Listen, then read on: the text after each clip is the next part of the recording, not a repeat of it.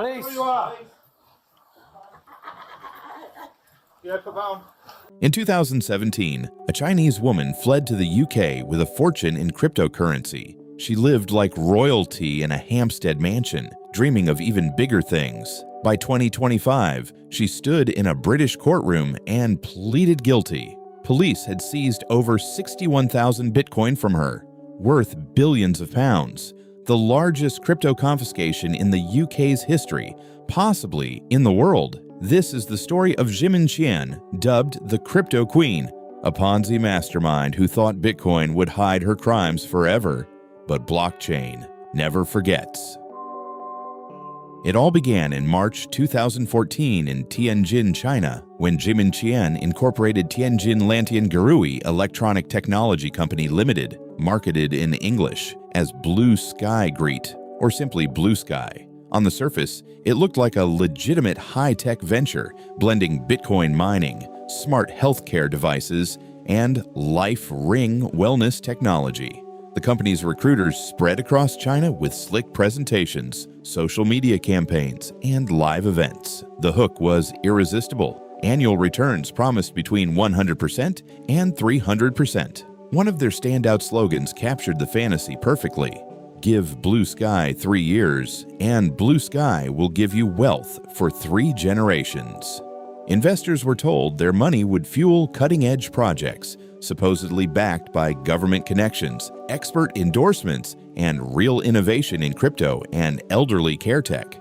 In the mid-2000s, with Bitcoin still emerging and promises of explosive growth, it sounded almost plausible. But beneath the glossy pitch was a textbook Ponzi scheme. New investors' funds were used to pay returns to earlier participants, creating the illusion of legitimate profits and fueling viral word-of-mouth growth. The more people saw friends or family cashing out, the more poured in. By 2017, the scheme had pulled in deposits from over 128,000 people, ordinary individuals, families, and retirees who entrusted their savings to what they believed was a once-in-a-lifetime opportunity. Total funds collected exceeded 40 billion yuan, roughly 4.2 to 4.6 billion pounds, or $5.6 to $6 billion at the time. Zhimin Qian herself remained almost invisible to the public. She appeared only at high-threshold events, always masked or veiled, cultivating an aura of mystery and exclusivity. To meet her in person often required investments in the millions of yuan. Those who did describe scenes bordering on reverence, crowds gathering around her like a celebrity or cult figure, treating her as the goddess of wealth. This wasn't accidental. Qian masterminded the operation from the shadows, directing funds through layers of control. All roads led back to her. Crucially, as early as 2014 to 2015, she began converting portions of the incoming cash into Bitcoin. Using exchanges like Huobi, she acquired tens of thousands of coins, reportedly up to nearly 190,000 at peak holdings, when BTC prices were still in the low hundreds to thousands of dollars per coin. She saw cryptocurrency not just as an investment, but as the ultimate tool for anonymity and borderless movement, far harder to trace than traditional bank wires. This decision would prove prophetic and fatal. The house of cards couldn't stand forever. By mid-2017, withdrawal requests surged while new inflows slowed. Delays mounted, complaints spread, and Chinese authorities launched a full investigation, exposing one of the country's largest illegal fundraising cases. Qian moved fast. She didn't just escape with cash. She carried the digital keys to what would become a multi-billion-pound Bitcoin fortune. The collapse left over 128,000 victims devastated. But for Qian, London offered a new chapter: luxury, anonymity, and the belief that blockchain's privacy would shield her forever.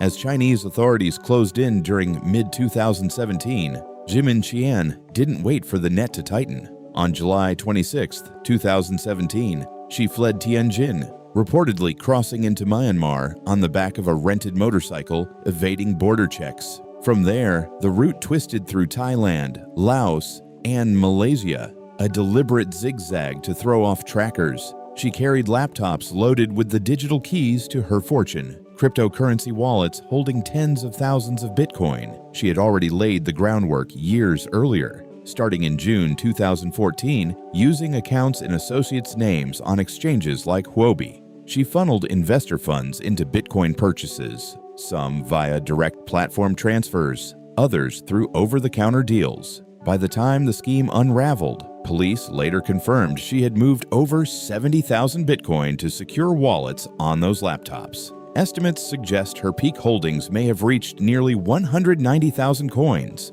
but at least 61,000 followed her into exile. In 2017, Bitcoin traded around a few $1,000s per coin. The stash she carried was already worth hundreds of millions, but its real power lay in what came next: explosive growth that would turn it into billions. Using a forged passport from St. Kitts and Nevis under the alias Yadi Jiang, Qian arrived in the UK on September 16, 2017, landing at Heathrow. She presented herself as a wealthy international businesswoman trading in diamonds and antiques, and quickly set about rebuilding her life of luxury. She rented a sprawling 6-bedroom mansion in Hampstead, one of London's most exclusive neighborhoods, overlooking the Heath, for over £17,000 a month. There, she lived extravagantly. Designer jewelry, high-end watches including Van Cleef and Arpels pieces, constant online shopping, and long hours gaming or browsing on her laptop, often from bed. To navigate the system, she relied on trusted fixers. Jian Wen, a former Chinese takeaway worker she met shortly after arrival, became her key accomplice. Wen helped open bank accounts, secure a Harrods card, even obtain a UK driving license, all under the alias. In return, she was richly compensated and elevated from modest life to sharing in the opulence. Together, they attempted to launder the fortune into tangible assets. Multiple high-value London properties, £4.5 million, £12.5 million, £23.5 million ranges, a villa in Tuscany, and more. Many deals stalled due to anti-money laundering checks and know-your-customer scrutiny, but they succeeded elsewhere, including buying and quickly flipping 2 properties in Dubai in 2019. Qian traveled extensively across Europe, always steering clear of countries with extradition treaties to China, funding the lifestyle with small, careful Bitcoin conversions. But her ambitions went far beyond luxury. Police discovered private diaries and digital notes revealing a bold 6-year plan. She dreamed of founding an international bank, purchasing a castle in Sweden, ingratiating herself with British royalty, even befriending a duke, and, most audaciously, becoming the Queen of Liberland, an unrecognized micronation on a disputed sliver of land between Croatia and Serbia. She earmarked millions for Liberland's development, envisioning herself as its ruler by 2022. These weren't idle fantasies. They showed a mind still scheming on a grand scale, convinced her wealth could buy not just comfort, but power and legacy. Why Bitcoin? In her mind, it was the ideal escape hatch: decentralized, borderless, and, crucially, anonymous. No banks asking questions, no paper trails like wire transfers. She believed the blockchain's privacy would shield her forever. She was wrong. The blockchain is a public ledger. Every transaction is forever recorded, immutable, and, with sophisticated analysis, traceable. UK police, tipped off by 2018 intelligence on suspicious transfers, began following the digital breadcrumbs. What started as a routine money laundering probe into property deals would eventually lead straight to her wallets. For nearly 7 years, Qian lived like royalty in exile. But the very tools she trusted to hide her crimes was quietly mapping her every move. UK authorities didn't give up. From 2018, the Metropolitan Police's Economic Crime Command, tipped by suspicious property deals and international intel, began tracing the money trail. The breakthrough came through blockchain analysis. Those Bitcoin transactions Qian thought were anonymous were public, immutable records. Firms like Chainalysis helped map flows from Chinese exchanges to her wallets. The net tightened slowly. Police tracked her movements across the UK, a remote bungalow on Loch Tay in Scotland, a red-tiled house near Glasgow, and finally a quiet Airbnb rental in suburban York. For over a month in early 2024, surveillance teams followed every step. In April 2024, they struck. Officers raided the York property at dawn.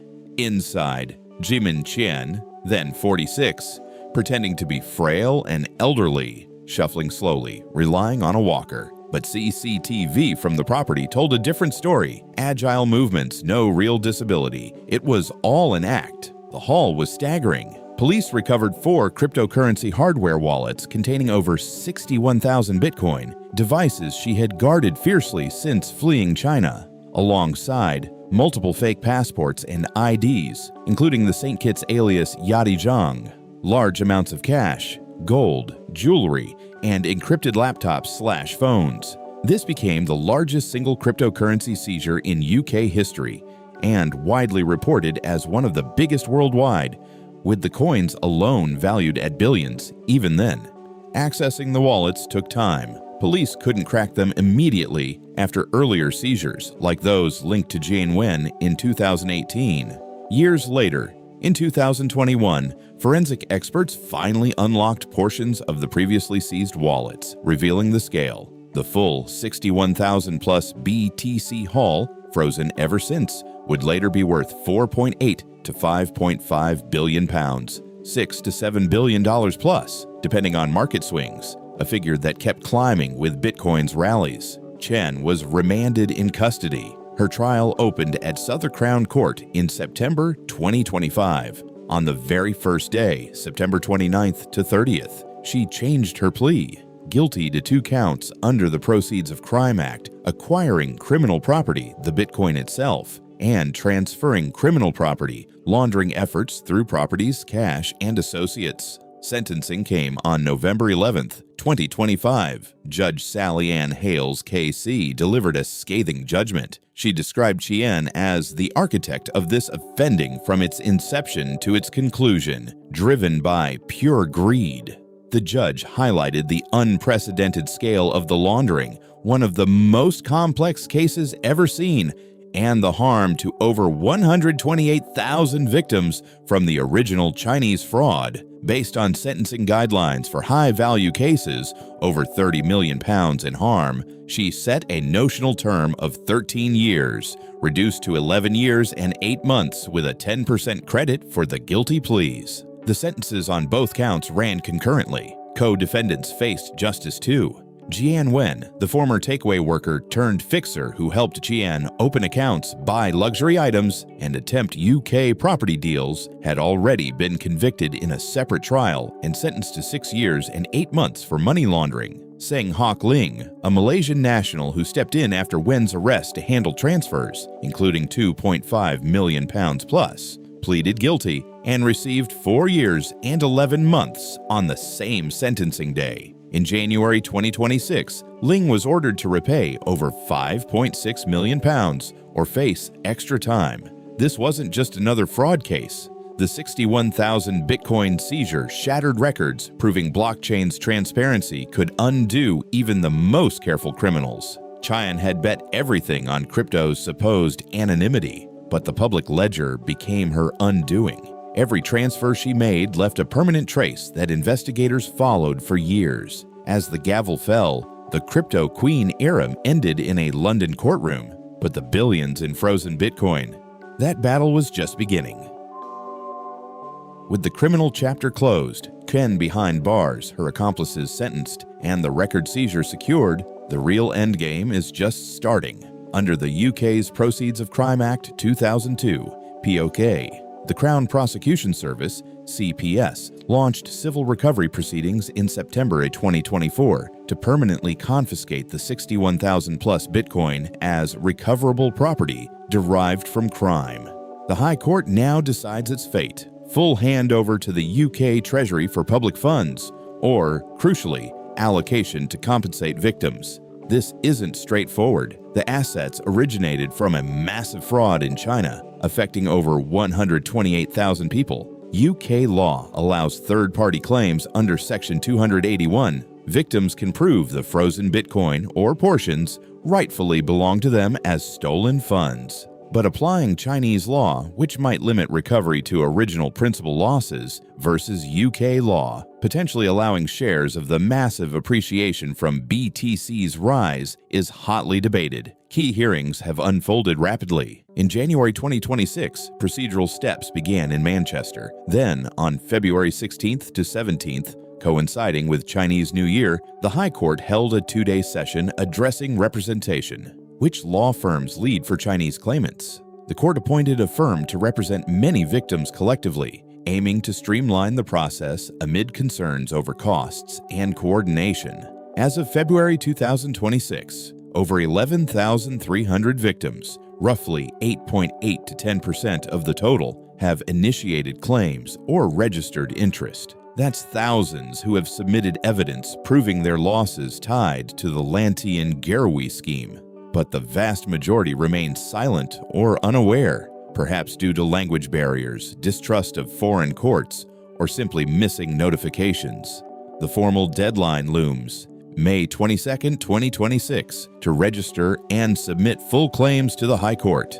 Miss it, and opportunities could vanish permanently. The CPS has encouraged participation, even proposing a potential compensation scheme in late 2025 for those without direct representation, a mechanism to pool smaller claims without individual litigation. If victims succeed, some could benefit from Bitcoin's extraordinary gains. What was worth hundreds of millions in 2017 ballooned to £5 billion plus by peaks in 2025 to 2026. Under UK rules, successful claimants might recover more than their original losses, a rare upside in fraud cases. But hurdles abound, proving direct links to specific coins, navigating cross-border evidence rules, and competing with the state's interest in retaining funds for public use. Portions of any unclaimed or residual assets typically go to the UK Treasury, a common POCA outcome. Despite ongoing international cooperation, executing recovery across jurisdictions remains complex and slow. For the 128,000-plus victims, many who lost life savings in a classic Ponzi disguised as tech innovation, this civil phase represents perhaps their last realistic shot at restitution. Blockchain helped catch Qian by exposing the trail she thought was hidden, and now it may help return value to those she defrauded. Yet nothing is guaranteed. Volatility in Bitcoin prices, legal battles over representation and applicable law, and the sheer scale mean outcomes could range from meaningful payouts to prolonged disappointment. The case continues to test how modern justice handles crypto-enabled crime on a global scale. Qian's story is a stark parable for our digital age. Bitcoin isn't inherently a tool for crime. It's neutral technology, but in the hands of greed, it can amplify both the crime and, ultimately, the accountability. The same transparent ledger that enabled her escape also ensured she couldn't hide forever. No technology can outrun human greed indefinitely, and no fortune built on deception can buy true impunity. For the victims still waiting, this may be their final chance at restitution. However partial, however delayed, may the blockchain that caught the criminal also help deliver some measure of justice, because in the end, the ledger doesn't lie.